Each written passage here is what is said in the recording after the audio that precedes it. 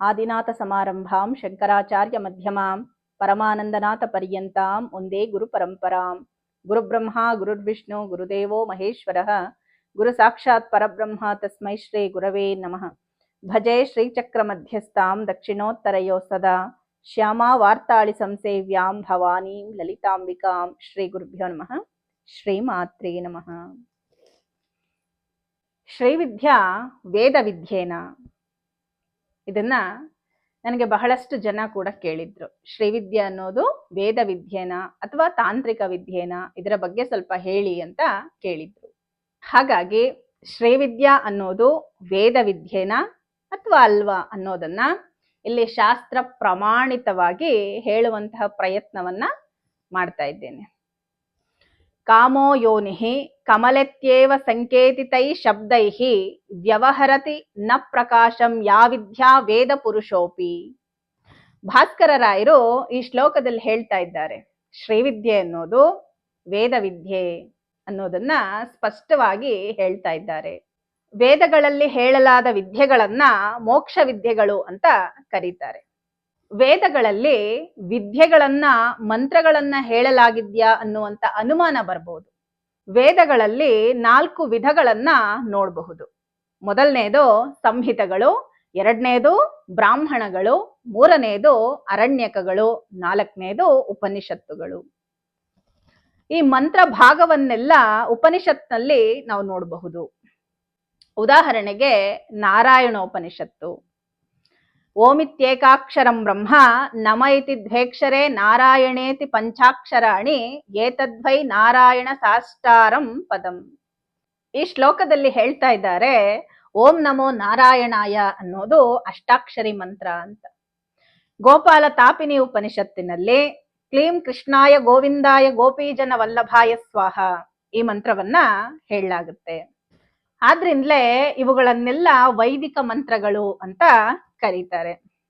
ಹಾಗಾದ್ರೆ ಶ್ರೀವಿದ್ಯಾ ಮಹಾಮಂತ್ರವಾಗಿರ್ತಕ್ಕಂತಹ ಪಂಚದಶಿ ಮಹಾಮಂತ್ರ ವೈದಿಕ ಮಂತ್ರನ ಅನ್ನುವಂಥ ಅನುಮಾನ ಬರುತ್ತೆ. ಆ ಅನುಮಾನ ನಿವಾರಣೆ ಆಗ್ಬೇಕಂದ್ರೆ ಈ ಶ್ಲೋಕವನ್ನ ಕೇಳಬೇಕು.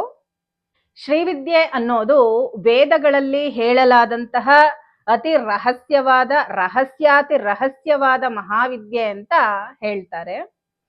ಋಗ್ವೇದದಲ್ಲಿ ತ್ರಿಪುರೋಪನಿಷತ್ತು ಅನ್ನುವಂಥ ಉಪನಿಷತ್ತಿನಲ್ಲಿ 2ನೆಯ ಮಂತ್ರದ ಕೊನೆಯಲ್ಲಿ ಕಾಮೋ ಯೋನಿಃ ಕಮಲ ವಜ್ರಪಾಣಿರ್ಗುಹಾಹಸ ಮಾತರಿಶ್ವಾಭ್ರಮಿಂದ್ರ ಪುನರ್ಗುಹಾ ಸಕಲ ಮಾಯಯಾಚ ಪುರುಶ್ಚೇಷ ವಿಶ್ವ ಮಾತಾದಿ ವಿದ್ಯೋ.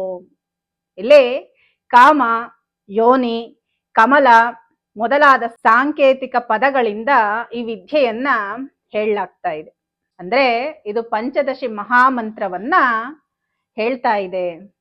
ಹೇಗಿದು ಪಂಚದಶಿ ಮಹಾಮಂತ್ರವಾಗುತ್ತೆ ಅಂತ ನೋಡೋದಾದ್ರೆ, ಕಾಮೋ ಅಂದ್ರೆ ಕ, ಯೋನಿಹಿ ಅಂದ್ರೆ ಎ, ಕಮಲ ಅಂದ್ರೆ ಈ, ವಜ್ರಪಾಣಿಹಿ ಲ, ಗುಹ ಅಂದ್ರೆ ಹ್ರೀಂ, ಹಸ ಹ ಸ, ಮಾತರಿಶ್ವ ಕ, ಭ್ರ ಅಂದ್ರೆ ಹ, ಮಿಂದ್ರಹ ಅಂದ್ರೆ ಲ, ಪುನರ್ಗುಹ ಹ್ರೀಂಕಾರ, ಸಕಲ ಅಂದ್ರೆ ಸ ಕ ಲ, ಮಾಯಯ ಅಂದ್ರೂ ಕೂಡ ಹ್ರೀಂಕಾರನೇ. ಇದು ವೇದಗಳಲ್ಲಿ ಹೇಳಿರ್ತಕ್ಕಂತಹ ಪಂಚದಶಿ ಮಹಾಮಂತ್ರ. ಇದು ಮೇಲ್ನೋಟಕ್ಕೆ ನಮಗ್ ಗೊತ್ತಾಗದೆ ಇರ್ಬೋದು ಇದು ಪಂಚದಶಿ ಮಹಾಮಂತ್ರ ಅಂತ ಹೇಳಿ. ನಿಜಕ್ಕೆ ಪಂಚದಶಿ ಮಹಾಮಂತ್ರವು 15 ಅಕ್ಷರಗಳಿಂದ ಕೂಡಿರುತ್ತೆ. ಆ ಮಂತ್ರ 3 ಭಾಗಗಳಾಗಿ ಅಂದ್ರೆ 3 ಕೂಟಗಳಾಗಿ ಇರುತ್ತೆ.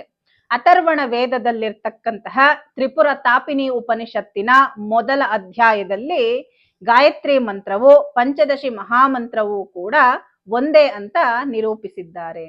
ಹಾಗೆಯೇ ತ್ರಿಪುರ ಸುಂದರಿ ಉಪನಿಷತ್ತಿನಲ್ಲಿ ದಕ್ಷಿಣಾಮೂರ್ತಿ ಋಷಿ ಪಂಕ್ತಿಶ್ಚಂದ ಲಲಿತಾ ಮಹಾತ್ರಿಪುರ ಸುಂದರಿ ದೇವತಾ ಐಂ ಬೀಜಂ ಸೌಹು ಶಕ್ತಿ ಕ್ಲೀಂ ಕೀಲಕಂ ಇತಿ ಮಂತ್ರ ಅಂತ ಹೇಳಿ ಪಂಚದಶಿ ಮಹಾಮಂತ್ರವನ್ನ ಹೇಳ್ತಾರೆ.